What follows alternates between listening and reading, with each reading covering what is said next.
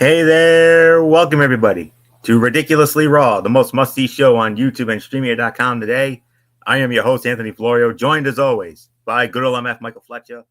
We may be awaiting the presence of the phenom Michael Bullock. If he comes in, we'll catch him up on what he missed. If not, then we'll hopefully have him back with us on Friday night for the Cerebral Smack Talk.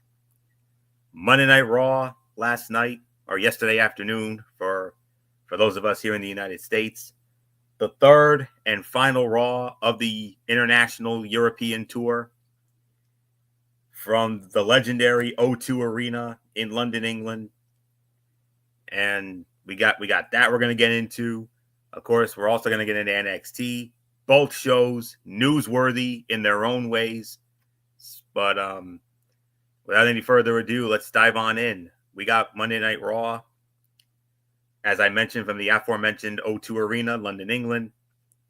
And for the third week in a row, we started it off with John Cena, interrupted by the American Nightmare, Cody Rhodes, the WWE Undisputed Champion. They've had verbal exchanges for the last 3 weeks. They've all been great. But this one justifiably may have been the best of them all. John Cena opened Raw to a chorus of boos and fans chanting about how much he sucks. But before he could say a single word, Cody's music hit and he joined him in the ring. The American Nightmare ran through some of the ways Cena could make fun of him, including his time as Stardust. Rhodes wanted to know why Cena had turned his back on the fans after all these years. Cena fired back saying he was going to bury his rival like he has done to everyone else. John Cena and Cody Rhodes both did a great job here. This might have felt repetitive to some because we have seen a couple of these talking segments already, but they pulled it off. They traded words for a long time and dug deep in an attempt to hurt each other before it got physical. Not overly physical, but we finally did get a little bit of physicality. John Cena tried to attack, but Cody Rhodes dropped Cena with the crossroads and stood tall with the WWE Championship.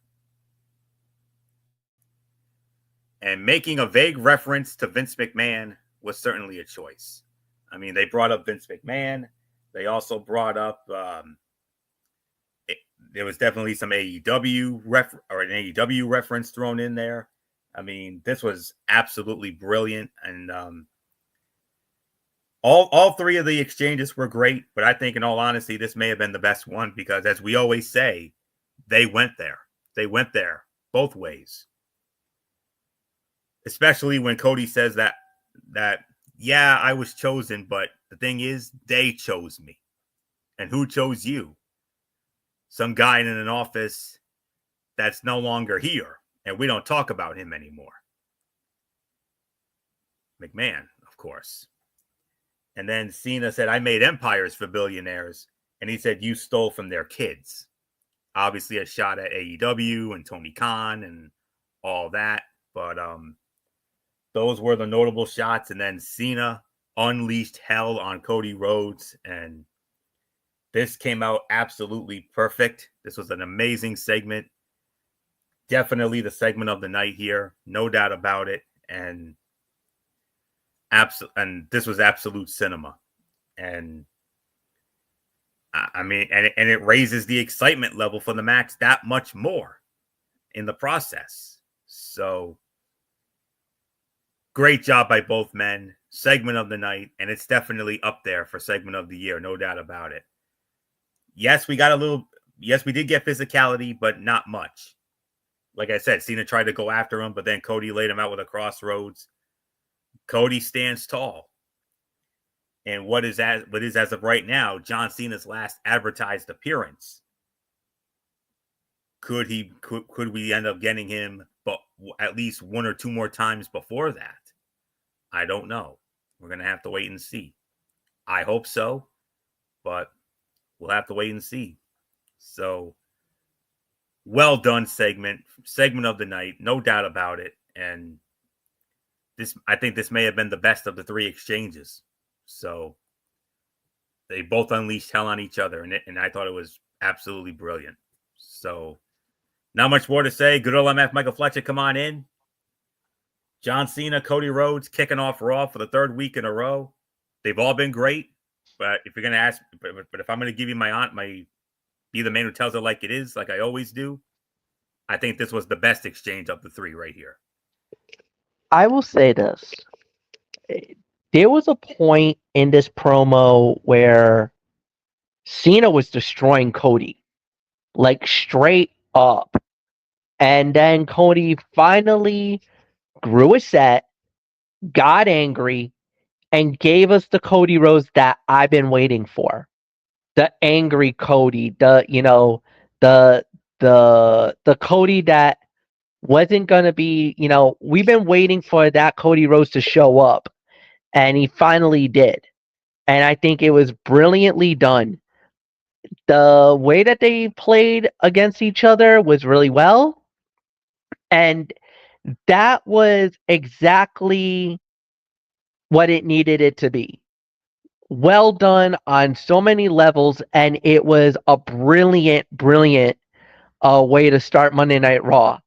We finally got some physicality. That was the one thing that we were lacking throughout this entire thing, and it was a good sign off for what may be the last time we see these two before WrestleMania. We don't know. Obviously, we'll wait and see how it plays out. But I love the fact that, yeah, that they did bring in the Vince McMahon, the Make a Wish, and then, the Stardust. And there was that reference about AEW. And a lot of people wanted that. That's exactly what they were hoping for. And then there was that moment where Cena was getting cheered over the crowd in London. Like he had won the crowd over at one point. So this was brilliantly done. Like I said, this was amazing to say the very least. And there's really nothing more to add. So Anthony, back to you. All right, MF, and you're going to lead off on our first match of the night. Okay, now, there is a backstory with this. The New Day, Kofi Kingston and Xavier Woods, they pleaded their case to Raw General Manager Adam Pearce. They want a shot at the War Raiders and the World Tag Team Championship. But Adam Pearce, as we always do here on Raw, we make you earn it. You want an opportunity, you're damn sure going to earn it. And oh boy, did he make New Day earn this. You want a title shot? That's fine. But you got to defeat this team. The returning New Catch Republic. Pete Dunne, and returning from a long injury hiatus, the big strong boy Tyler Bate. So it was the New Day versus the New Catch Republic. And the New Day win the match. 8 minutes and 45 seconds. MF, as far as I'm concerned, I think the New Day have... Now, this may have been an unofficial moment, but this justifiably may have been a championship committee moment for the New Day. And it looks like they're on... And after the match was over, we saw the War Raiders show up. So I think we can maybe say War Raiders, New Day, World Tag Team Championships at Mania. Yeah, I think so too. I think they're gonna pull the trigger on it and do the opportunity. And I hate to say this, but we might be looking at new tag team champions. I think we're gonna see new champions. I think the New Day is gonna complete this heel run by capturing the tag team titles and cementing themselves as the greatest tag team in WWE history. So it's going to be very interesting to see how it plays out. But I got to also say, also awesome to see the New Catch Republic now fully back, and I really want to see how that plays out because I hate to say this, but Pete Dunne as a heel just did not work for me. I think he's done fine, but I think to get Tyler Bate back, for the New Catch Republic to be reunited, I think it's going to be great. And I really think it actually will add something really good to the tag team division. So 2.5 to 3 stars is my rating. And Anthony, it's back to you. Yeah, 2.5 to 3 for me as well. This was a fun match that ended with Eric and Ivar coming out to make it clear they were ready for Xavier Woods and Kofi Kingston. The London crowd obviously popped big for Tyler Bate and Pete Dunne, and rightly so.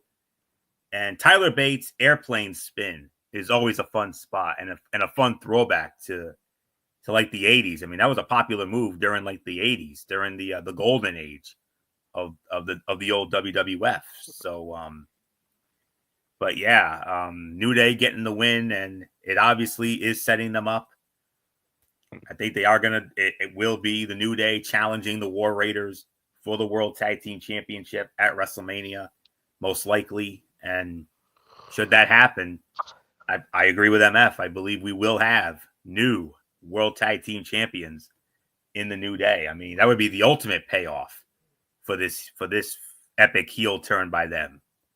So we'll that heel turn back in December when they roasted Big E.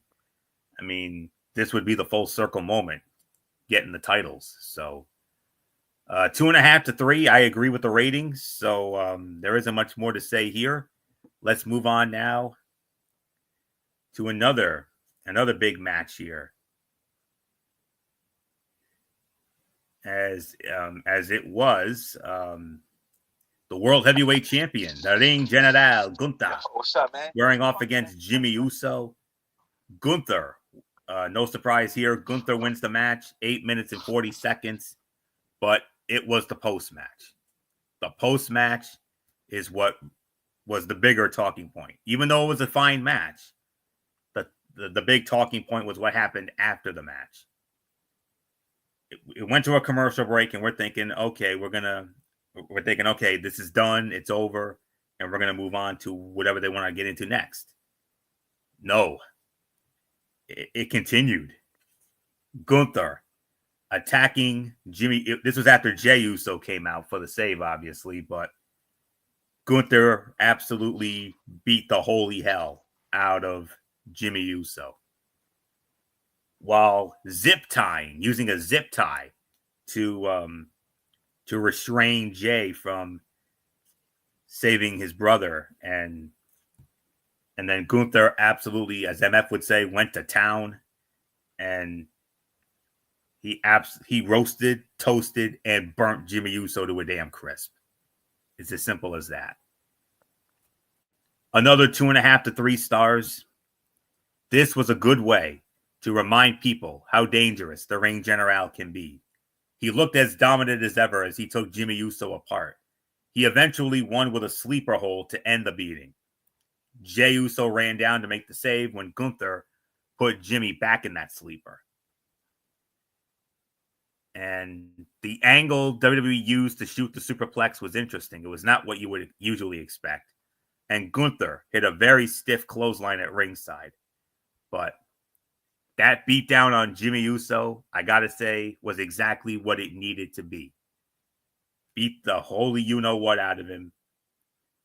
And it adds a level of excitement to this match. I mean, I know not a lot of people are, hyped about this match, but for me personally, this added to my excitement for this match. I am most certainly looking forward to this match.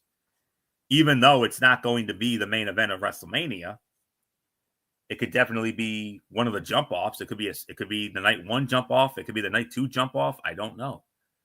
It'll be interesting to see what day and when in the match card order they put this. It'll be very interesting. But I still believe in my heart of hearts that Jey Uso is going to win the title. I believe it. I know we'll have more to say in a couple of weeks when as part of our huge WrestleMania week coverage. And we'll have more on that within the next week or so, as soon as we, get our stuff together here. But at the end of the day, this was absolutely what it needed to be. It reminded everybody just how great and how dangerous Gunther can be, and beating the holy hell out of Jimmy Uso. Like I said, it was exactly what it needed to be. That beating was perfect. And Jey has that level of doubt. And I think after this is going to light the fire under Jey Uso. And we could be in for one hell of a World Heavyweight Championship match at WrestleMania.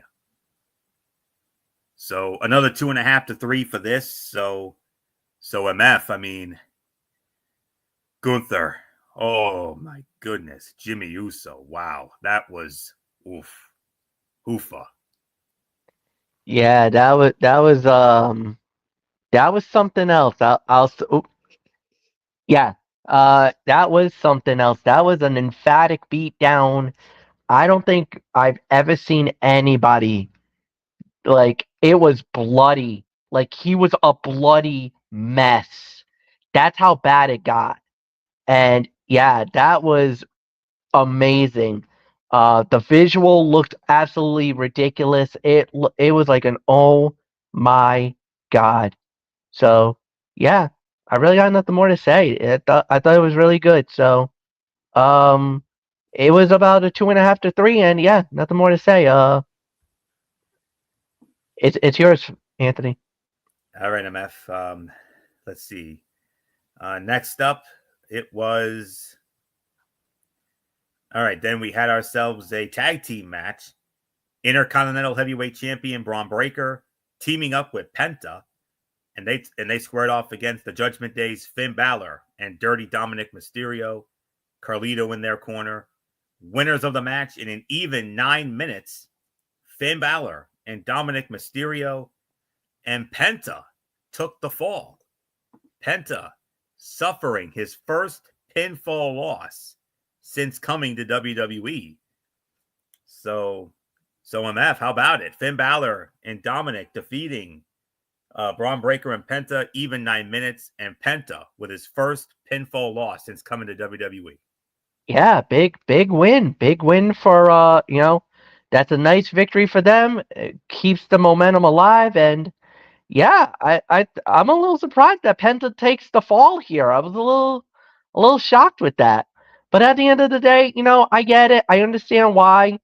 Um, Big win, like I said. So it was about I'll say about a 2.5 to 3. So Anthony, it's yours. Theme of the night so far, another 2.5 to 3-star match.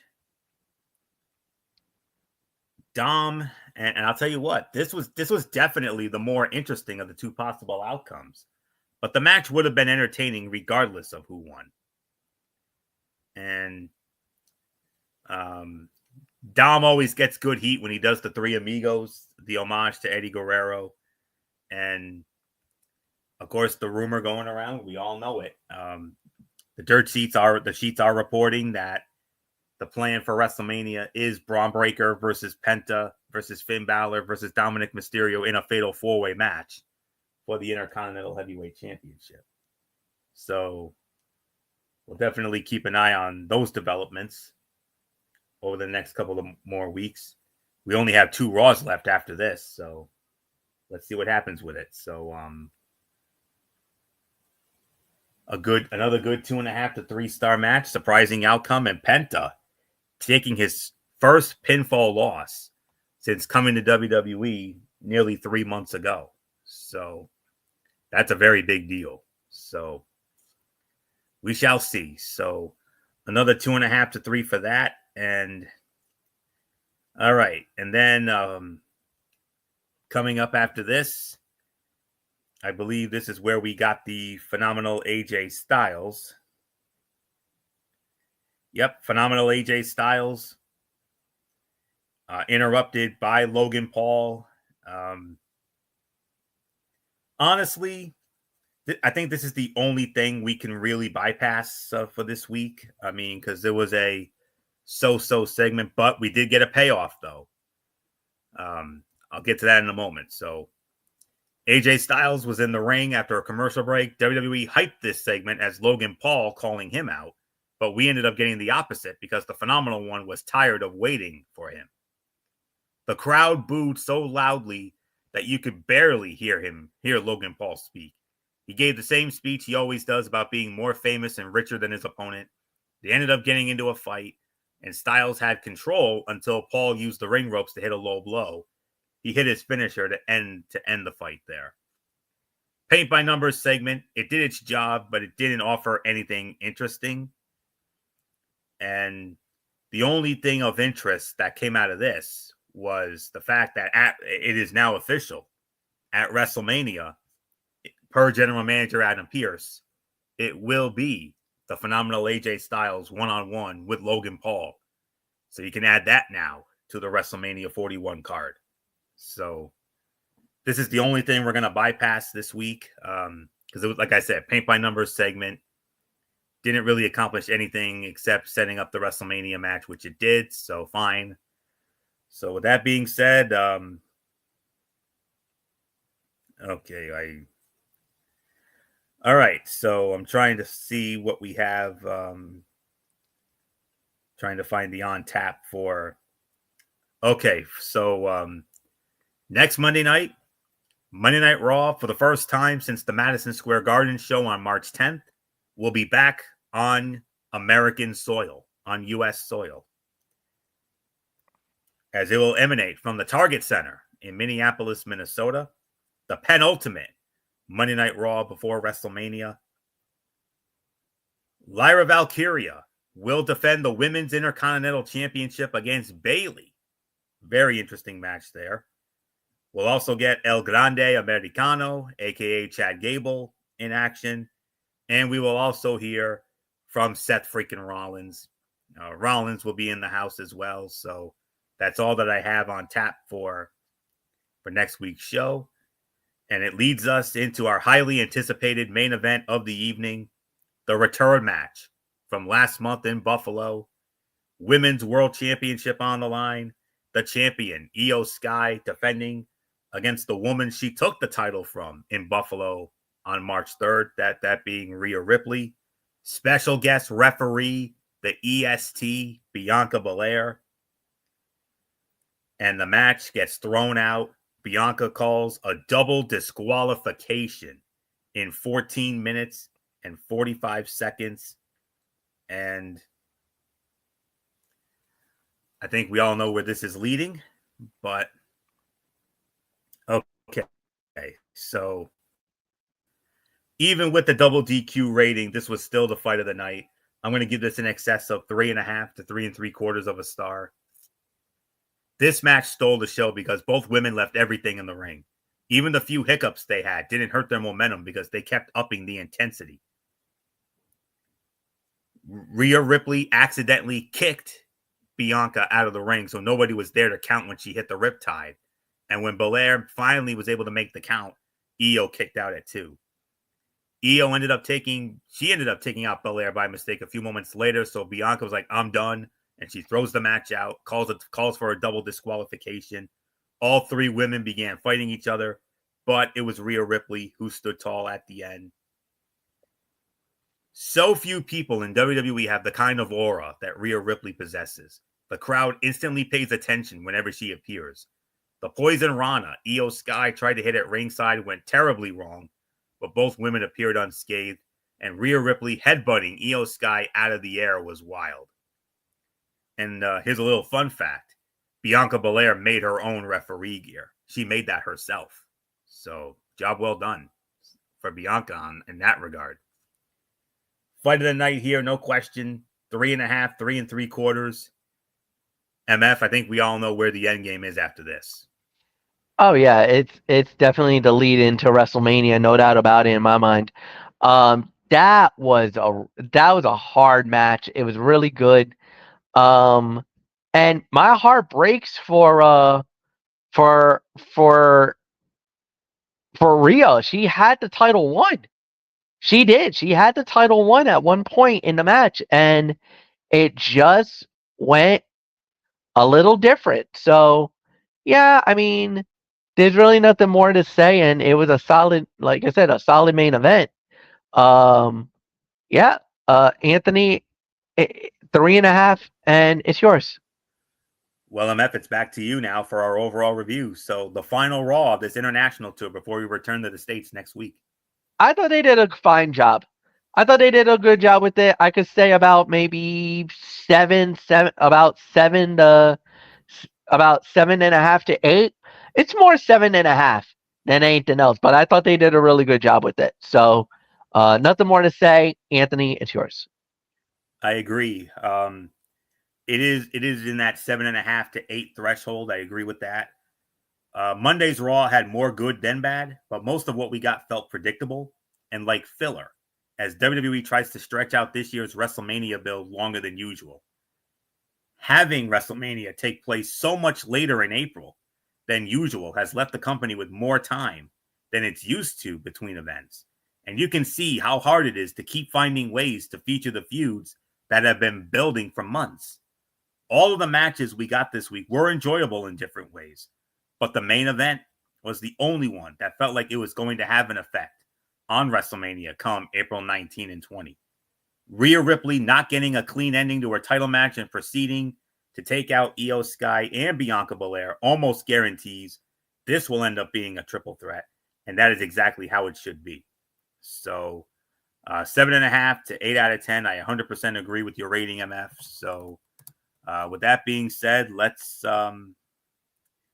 move on now to NXT as we continue the build for Stand and Deliver, of course. And back in the CWC, the Capital Wrestling Center, on the road to Stand and Deliver, WWE NXT hit the CW network airwaves tonight with a show headlined by Ricky Saints challenging Shawn Spears for the North American Championship.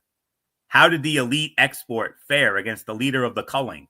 And was he able to strike gold for the first time in his WWE career? Find out now with this recap of tonight's show, which also featured Trick Williams calling out NXT champion Oba Femi. So with that being said, let's dive right on in. And if you're good old MF Michael Fletcher, you're saying to yourself, there's no better way to start the show than with La Primera herself, the double champion, the NXT Women's North American Champion and NXT Women's Champion, the Dark Angel, La Primera, Stephanie Vacour. Double champion Stephanie Vacour kicked off tonight's show, joining NXT General Manager Ava in the ring for a blockbuster announcement. Stephanie Vacour is relinquishing the Women's North American Championship in an attempt to push the women's division forward and ensure the title is defended regularly. That is, as long as La Primera gets to pick who she faces for the NXT Women's Championship at Stand and Deliver. Jada Parker and Jordynne Grace interrupted after some back and forth engaged in a brawl that was ultimately separated by the Gestapo security guards. This was a noteworthy / newsworthy start to the show that freed Stephanie Vacour of the second championship, though not without creating questions as to why she won it in the first place, and set up a potential matchup between Jordynne Grace and Jada Parker for a shot at the Women's Championship. It also creates intrigue surrounding the Women's North American Championship, which will now be decided in a 6-woman ladder match at Stand and Deliver with qualifiers starting tonight.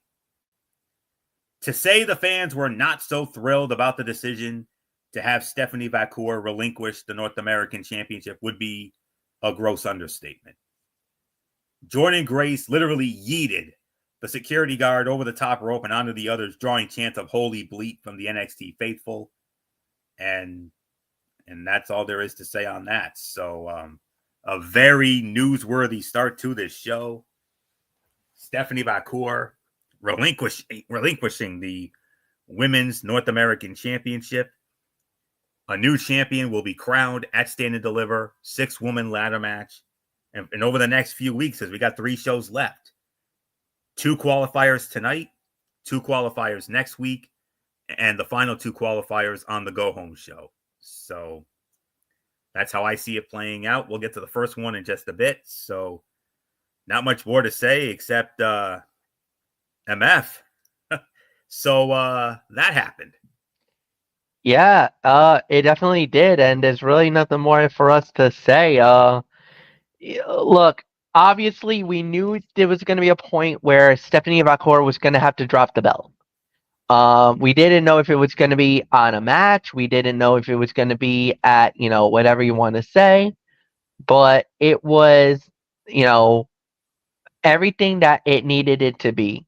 And unfortunately, that was not going to be the moment or whatever you want to say.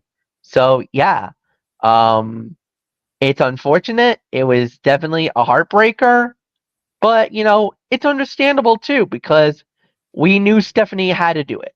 Stephanie had to drop the belt. I think we all could agree with that. Um, it is what it is. So there's really nothing more to add. So yeah, Anthony, it's yours. All right. So with that being said, we're going to get into the first of our qualifying matches for that North American Championship ladder match on the women's side. Be a woman fight to start it off, as it was Zarya with Sol Ruka in her corner squaring off against Lash Legend with Chikara Jackson in her corner.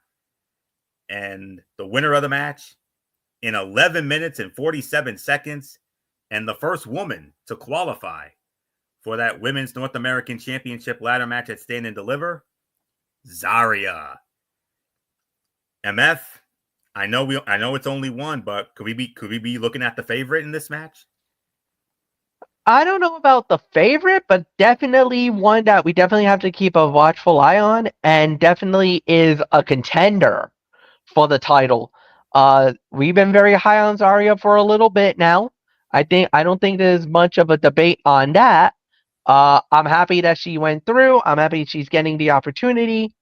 Beyond that, we'll wait and see how it plays out. But yeah, this was about a 3.5 star bout. So Anthony, it's yours.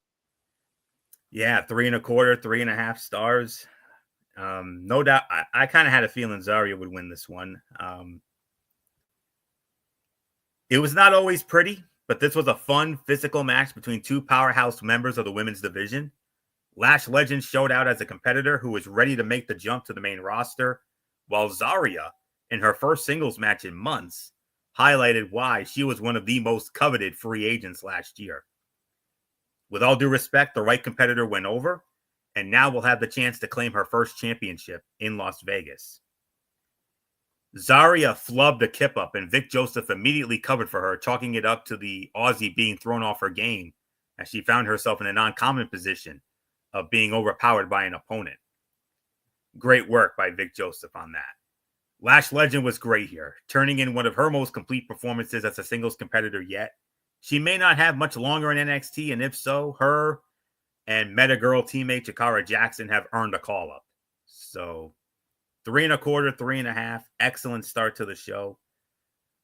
And then before we got to the next match, in a pre-taped vignette, the D'Angelo family discussed Dark State before the Don asked Channing Stacks Lorenzo if he can trust him.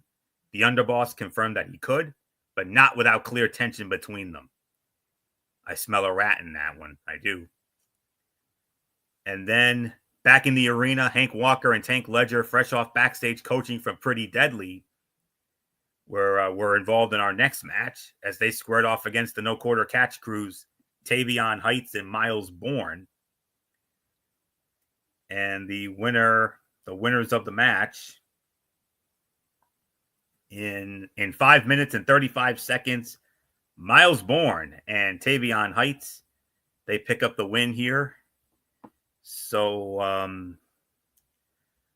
perfectly acceptable match, but it was ultimately the backdrop for the Hank and Tank story, which will inevitably end with them discovering the quote-unquote it that propels them forward and sees them capture tag team gold.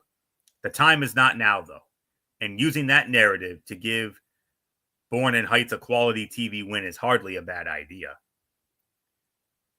Pretty Deadly is enormously entertaining and really should have a more meaningful role on some WWE property at this point.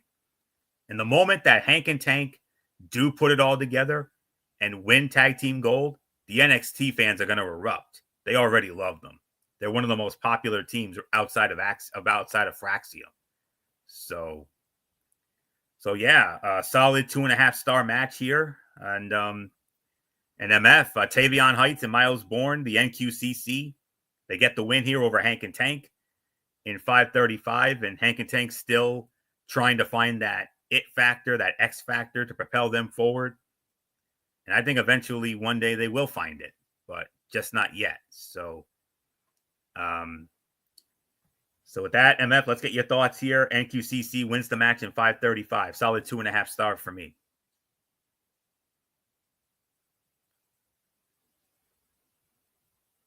All right. I think MF stepped away for just a moment. Okay, we got 2.25, 2.25, 2.5 is my rating for it. I think they did a fine job. I don't think there's really much for me to add, so let's just move on. All right, here's another big talking point from tonight's show. Another newsworthy moment here.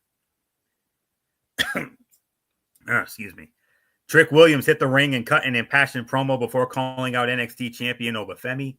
Instead, he was interrupted by Javon Evans, and Evans said he can relate to Williams because he wants the number one spot that Trick battled to get to. Williams took exception to that, saying carrying the title and defending it are two different things. He's one of one, he claimed. And then Evans asked Trick, "You don't know who the hell you is, do you?" He said, "You ain't Trick Williams. You're Carmelo Hayes." Ooh. Obafemi finally made his presence.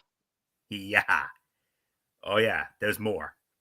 Obafemi finally made his presence felt, but Javon Evans issued a challenge, reminding both men that he was a second away from winning at Deadline and taking the NXT championship. More back and forth ensued before general manager Ava appeared and officially announced the inevitable triple threat match for Stand and Deliver.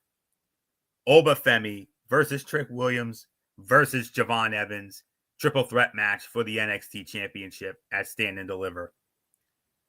Dark State interrupted a brawl and hit the ring, jumping on Evans and Femi before laying out Williams with an assisted pop-up powerbomb. Nothing about this was particularly surprising, nor did it advance the story in any meaningful way. If anything, it at least appeared to quell any theories that Williams is working with the heel faction after they leveled them here. Yeah, quell for now. I still smell a rat. Still, the three-way dance at Stand and Deliver will be great, will be big fun. And Evans comparing the increasingly heel Williams to Hayes was a nice touch. So this was more of a success than not. And the comparisons of Williams to Hayes begs the question: could Melo be on his way back to NXT? And as I mentioned last week, you remember, several weeks ago when MF called his shot and predicted the Cena heel turn. Last week, I called my shot when I said, do not be surprised if Trick Williams is still revealed to be associated with Dark State. There was something about the hesitation in the beatdown that felt like a show to throw fans off than a logical attack from the heels to the former champion. I still smell a rat. I do. So I'm calling my shot again. Trick Williams, either a part of Dark State or will eventually be revealed as the ringleader.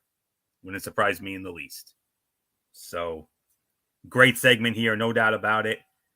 And MF, Stand and Deliver, Obafemi, Trick Williams, Javon Evans for the NXT championship. Oh my goodness, that is going to cook. Yeah, no, I think it will cook, and I think it's going to be a hell of a fight, no doubt about it.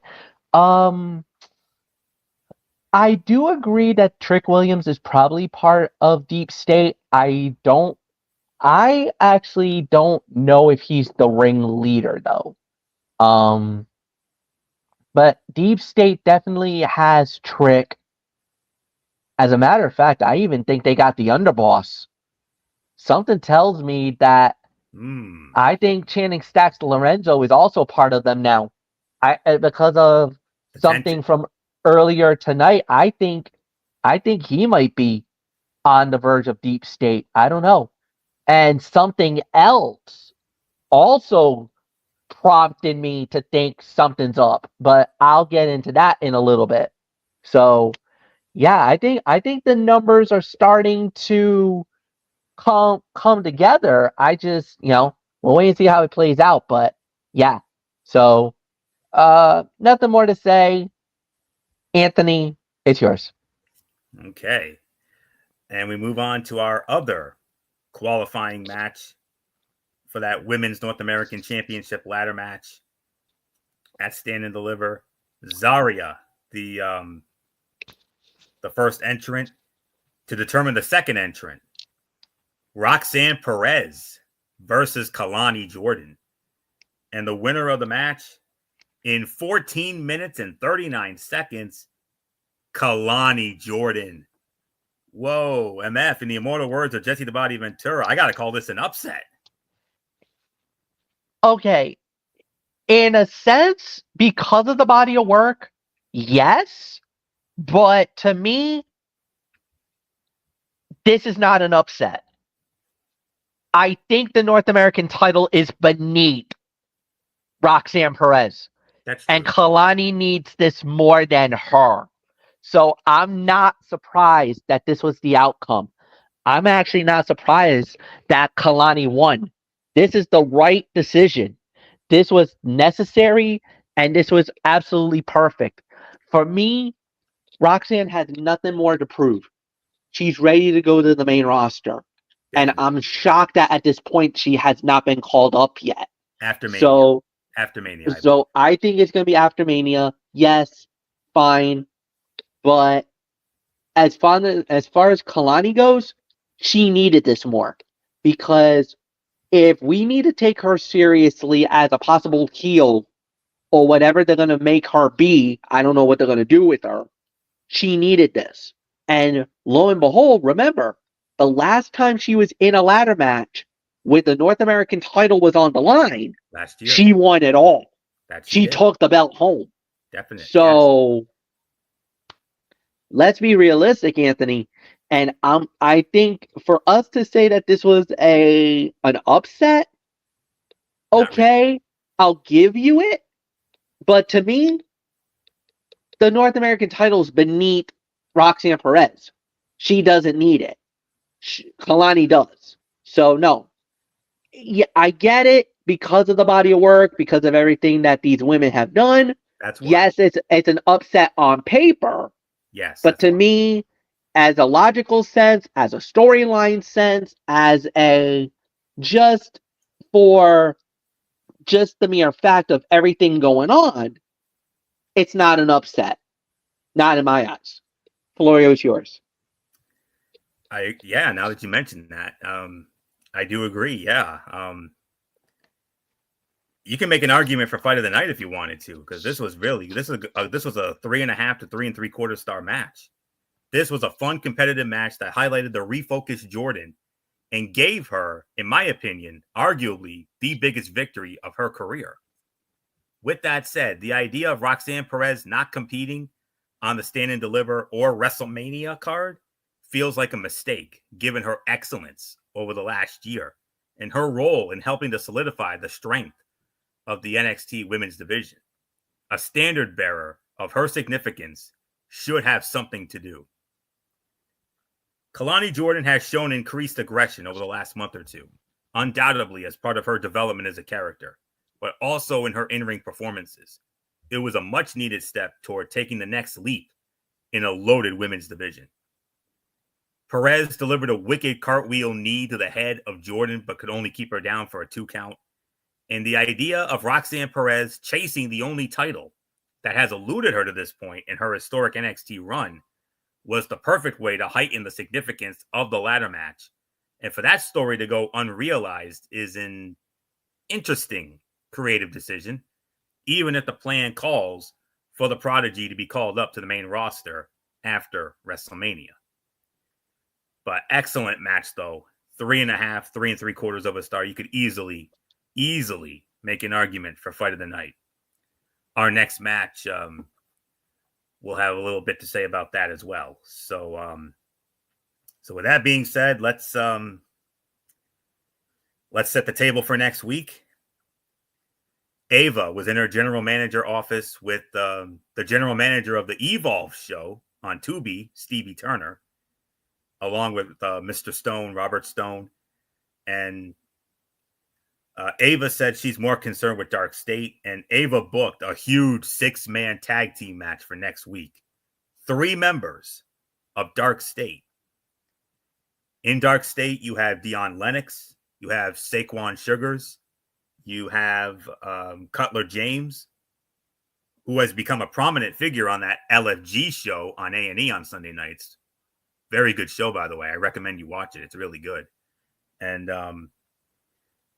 I forgot who the other guy was. Osiris Griffin. Osiris Griffin. Any three of those guys, there will be three members of the Dark State, and they're going to square off against Obafemi, Trick Williams, and Javon Evans. How are those three guys going to coexist? That is going to be something. All right. Also, there will be two more qualifying matches for the women's North American ladder match. It looks like Sol Ruca is going to be in one of them. We just don't know who her opponent's going to be, and we also don't know who the other match will feature. I think they're trying to keep it a quote unquote surprise. So, which I think is pretty cool, I guess. And also next week, we're also going to get Jada Parker versus Jordan Grace. Penultimate NXT before Stand and Deliver, looking pretty damn good to me. Can't wait to see how that plays out next week. All right. Main event of the evening. NXT North American Championship on the line. The champion, Shawn Spears, with all members of the Culling in his corner. Brooks Jensen, Nico Vance, Izzy Dame, defending against Ricky Saints. Winner of the match in 10 minutes and 9 seconds. And new, yes, you heard me, and new NXT North American champion, Ricky Saints. The Revolution is televised. But unfortunately, Ricky's celebration was short-lived as he was attacked after the match by Ethan Page. And Ricky Saints makes history here, and I'll tell you why in just a moment. But now that I see that it was 10 minutes and 9 seconds, I'm going to say the Jordan and Perez match was the fight of the night. This is another one of them for sure. This was about as definitive a victory as it gets, with Ricky Saints downing the Culling and putting an end to Shawn Spears' relatively short championship reign after only a month. Now, the red-hot recent signee appears poised to head to Stand and Deliver to defend his newly won North American Championship against Ethan Page, an opponent he is familiar with, and I think we all know why. And I'll tell you what, the Culling is beginning to feel like a star-making vehicle as much for Izzy Dame as anyone else in that group.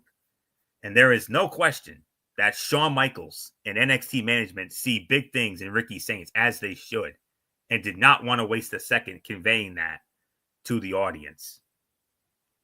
And Ricky Saints makes history here tonight. The fastest superstar. He went on to win a championship faster than any debuting superstar in the history of NXT. The previous record was held by Ethan Page when Ethan Page won the NXT championship at the Heatwave event last summer in Toronto. But Ricky Saints, he's now done it faster than anybody. What a story. So this was 3 to 3.25 stars. I'm a little somewhat surprised. I mean, there was a part of me that was thinking too soon. I mean, I wanted to see him do it. I wanted to see it happen. I had my doubts because obviously the Culling. I mean, it was a damn near 4-on-1 handicap match. But boy, howdy, Ricky Saints overcame all the odds. Overcame Brooks Jensen. Overcame Nico Vance. Overcame Izzy Dame. And still found a way to win that North American Championship. Most impressive. And congratulations to Ricky Saints. Well deserved. And wow. 3 to 3.25 stars. Not much more to say. MF, new champion. Hit us with it, Monsoon. Yes, indeed. History has been made. Unprecedented crowning. And more importantly, congratulations to Ricky Saints for winning it all. It was shocking. I don't think none of us saw that coming, but it happened. So good on him for winning the title. And now we'll see how it plays out. But I mean, yeah, incredible main event. Second best fight of the night. And Anthony, it's yours.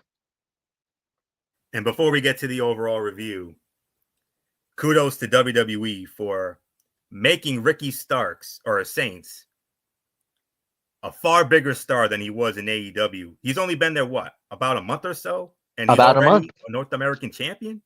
Well, that's the same thing that they did with that's the same thing that we've seen with Penta right now in WWE, and I believe Penta's going to become the Intercontinental Champion at WrestleMania. Definitely. I know there's some people saying maybe Dominic wins the title, Yep. but that theory's been thrown out there. That theory's been thrown out there, but I think Penta's going to get it. Because if you notice the rumors going around, Rey Fenix is going to SmackDown. He's not coming to Raw. Yeah. So that is a huge situation where maybe both men really start to really go crazy on their own. Let them be their own stars, which I think would be great before you get Lucha Bros to come back together at some time down the line. But the one other person who I could see who also could benefit from this is Andrade. What if they put Andrade and Rey Fenix together? Ooh. I mean, that would work. It would. And I think that's something that Andrade needs right now. Because I hate to say this, but he has been underutilized. Triple H had a vision. Everything was looking good. And then all of a sudden, they stopped. The best thing he ever had was that 7-fight series with Carmelo Hayes. And that was the best thing they had for him up to that point. Yeah. So, yeah, for sure. We'll see. We'll see. Yeah, we shall see. But what are the chances of Tony Khan kicking himself right now for letting the Revolution get away? Yeah, yeah, absolutely. And I'm sure he was probably pitching a fit during that match. I'm telling you. So, two of his former guys, and I think after tonight, Ricky Saints is damn sure counting his blessings to be out of that hellhole in Jacksonville. So, I know I would be. All right.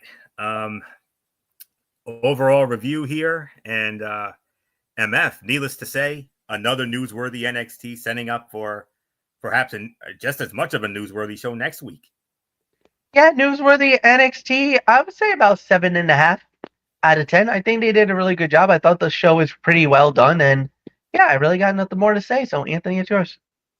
Like the main roster shows at this time of the year, this was one show driven by a sense of urgency and full of meaning. We had major developments to bookend the show, meaningful matches setting the stage for the ladder match on April 19, and the revelation that Obafemi will defend the NXT Championship against Javon Evans and Trick Williams at Stand and Deliver, with the added specter of Dark State hanging overhead.